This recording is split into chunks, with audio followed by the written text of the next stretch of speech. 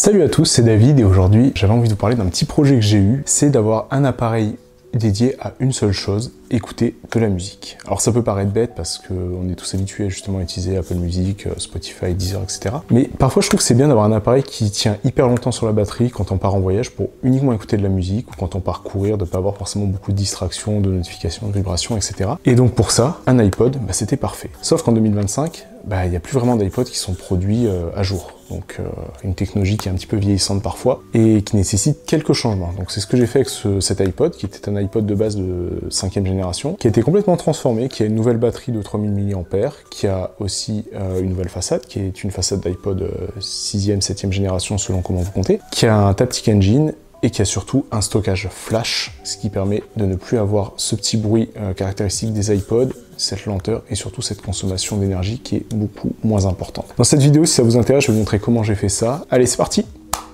Donc voici l'iPod qu'on va transformer, c'est un iPod classique 5e génération, assez classique, et c'est parti!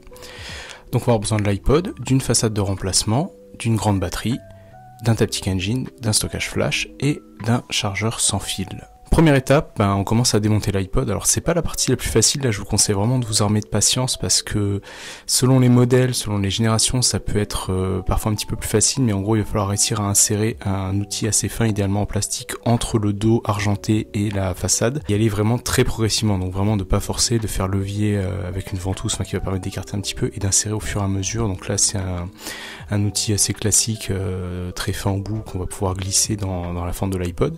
Alors on galère, on fait également avec des médiators de guitare ou des objets assez similaires, assez fins. Ça peut être une petite carte de crédit ou une carte de fidélité. Et l'idée c'est vraiment d'y aller progressivement, de surtout pas forcer pour éviter potentiellement de casser une partie, d'aller trop loin et d'arracher un connecteur. Donc vraiment on y va comme on peut le voir avec juste le bord du médiator. Et avec de la patience, on finit par y arriver, mais c'est pas forcément l'étape la plus facile. Allez-y vraiment doucement, notamment autour des connecteurs audio, de la prise jack, des connecteurs 30 pins qui est en dessous de l'iPod et du bouton qui sert à verrouiller. Prenez vraiment votre temps, c'est tout ce que je peux vous conseiller. Ça peut être long, mais c'est gratifiant quand on y arrive et après ça s'enlève vraiment en un seul morceau. Alors désolé pour la mise au point. On voit ensuite le câble qui est en dessous du disque dur qui connecte la partie prise jack et la partie bouton de verrouillage, donc il faut faire attention en soulevant l'iPod, en arrachant pas ça, donc c'est vraiment la seule partie qui connecte les deux avec la batterie, donc vraiment prenez le temps ensuite de les déconnecter sur la carte mère. C'est vraiment deux petits loquets à soulever. Le premier pour la batterie, déjà c'est la première chose à faire, et le deuxième pour la partie du port jack. Donc voilà ce qu'on peut voir. On déconnecte ensuite le disque dur, donc ça c'est une petite partie en plastique à soulever. Vous pouvez le faire soit avec l'ongle, soit avec une petite spatule en plastique. Ce que je vous conseille vraiment, c'est d'éviter tout ce qui est outils métalliques pour éviter de faire des contacts, des court-circuits potentiels. Et ensuite on va désassembler la façade avant, donc pour ça il y a 6 petites vis, 3 de chaque côté, donc un petit tournevis cruciforme. On dévisse tout ça, on fait attention de ne pas perdre les vis, on les pose bien à un endroit où on va les retrouver parce qu'on va en avoir besoin pour après. On en profite aussi pour déconnecter la molette, donc il y a également son propre connecteur, et pour déconnecter l'écran. Alors il peut y avoir parfois un petit peu d'adhésif, un peu de scotch qui va tenir le câble sur l'écran, donc faites attention de ne pas tirer, décoller ça bien. Et ensuite on décolle la façade en plastique du cadre en métal, et on se retrouve donc avec l'iPod qui est dénudé avec toutes les parties qui sont accessibles. Donc on va mettre l'écran de côté, on fait attention de ne pas le rayer. On va également enlever la molette, donc qui est composée de deux parties, d'une partie en plastique qui est celle-là un petit peu crade qu'on ne va pas réutiliser, qui est le bouton central pour cliquer, et de la molette en elle-même qui est tactile. Donc on déconnecte ça bien de l'arrière de l'iPod. On fait attention, c'est également juste une petite languette en plastique à soulever. Alors on va pas réutiliser ce cadre d'écran, je reviendrai dessus un petit peu après parce qu'il va pas forcément être adapté à la nouvelle façade, mais si vous utilisez une façade de remplacement d'un iPod de 5e génération, de la même génération que votre iPod, il n'y aura pas de problème. Là c'était vraiment juste parce que j'ai utilisé une façade d'iPod 6e ou 7e génération selon comment on compte, pour une carte mère d'iPod de 5e génération, parce que je trouvais ça un petit peu plus joli, un peu plus esthétique et moderne. Mais sinon il n'y a pas de changement et c'est totalement possible si vous avez la partie métallique qui va avec la façade. On se retrouve avec une carte mère totalement dénudé et sans composants. Voilà, donc on a les anciens composants et ceux dont on va avoir besoin, donc la batterie, le stockage flash, le récepteur pour la charge sans fil et l'écran, et la façade d'avant et le dos, nous n'allons pas les utiliser. On va également enlever l'ancienne batterie, alors on va pas utiliser la façade comme je le disais parce que l'idée ça va être d'avoir une recharge sans fil, et on va faire quelques petites modifications, on va avoir un dos beaucoup plus profond pour pouvoir installer la nouvelle batterie, donc on va en profiter pour enlever et récupérer ces deux parties qui sont le connecteur du verrouillage et la prise jack, et on va installer un Taptic Engine un petit peu plus tard. Il y a 4 petites vis, 2 pour le bouton de verrouillage et 2 pour le port jack.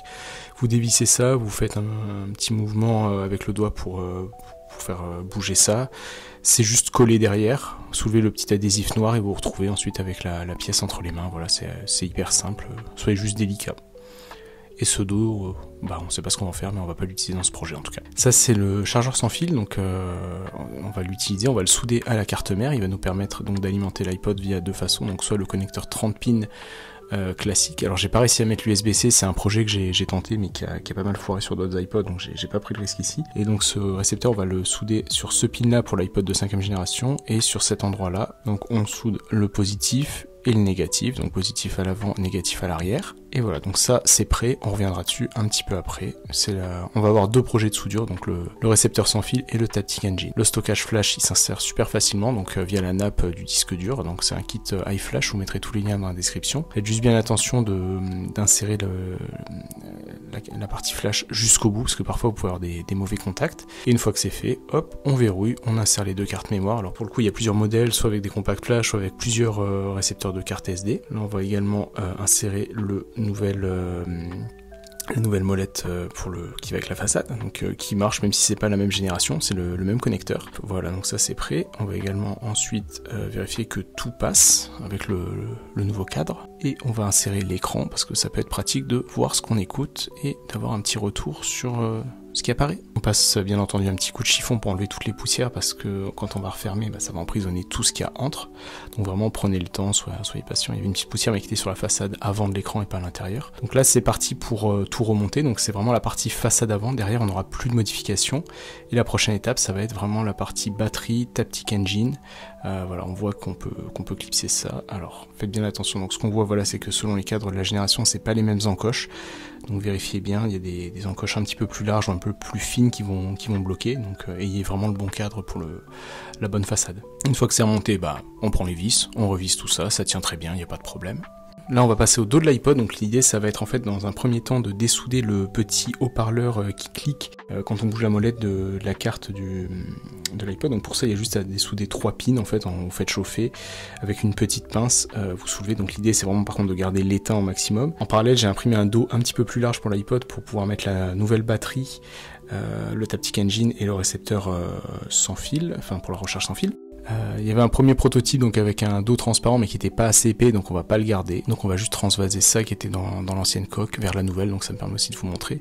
Ça s'attache donc avec les vis. J'ai mis un petit point de super glue également à certains endroits où les pas de vis n'étaient pas très forts. Et pour le Taptic Engine, alors je vous mets des photos parce que j'ai pas forcément réussi à filmer ce moment parce que c'est très délicat, mais vous voyez où est-ce qu'il faut souder.